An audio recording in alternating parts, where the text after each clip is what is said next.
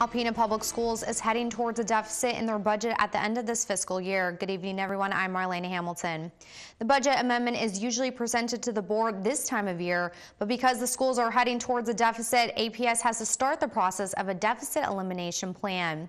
As part of managing this process, APS has been going through a due diligence plan and meeting on a regular basis to discuss how to handle the deficit issue. One of the solutions is an enhancement millage that will appear in front of the voters on the February ballot.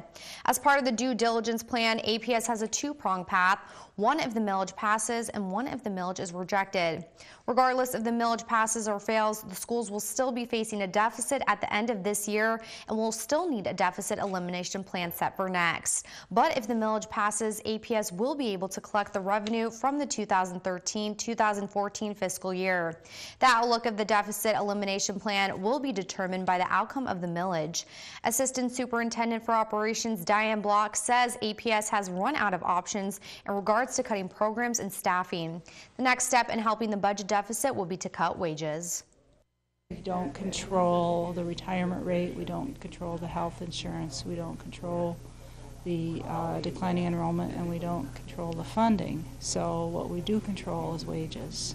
But that does have to be negotiated, so it's not totally within our control, but it is one facet.